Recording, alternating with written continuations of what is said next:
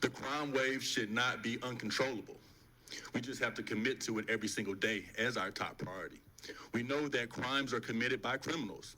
The biggest deterrent we have to stop criminals from committing illegal acts is the threat of going to jail if they're caught.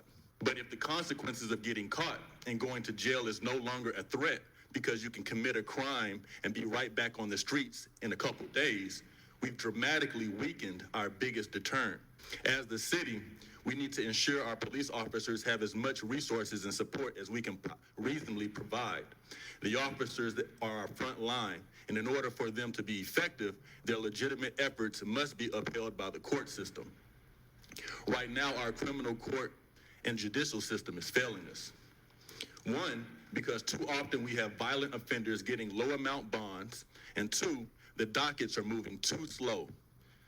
The county needs to allocate more money to the district attorney's office to hire more prosecutors, and the judges who are elected must take the initiative to speed up their dockets and try cases, even if working beyond normal hours to clear the backlogs. I urge everyone to do your research and be an informed voter as you cast your ballots in the upcoming judicial races, with early voting starting in 2 weeks and election day on March 1st.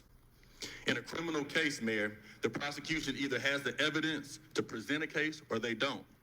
We can't wait forever for lab results and forensics to be tested and finalized. I allocated $50,000 from my council district service funds to the Houston Forensic Science Center to aid crime scene investigators, and we all must commit resources to them so we can move cases quickly. Moreover, I believe there are about 7,000 inmates in the county jail right now. 4,500 of them are violent offenders.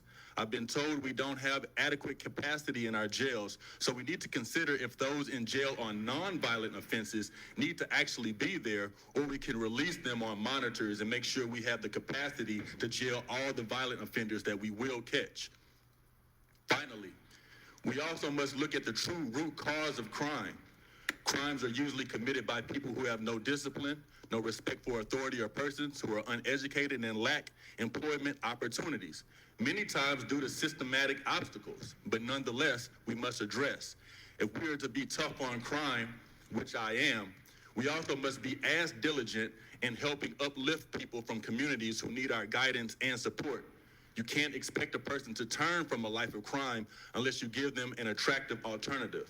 So ultimately, we must come up with a holistic approach and do it. No more talking, we must act.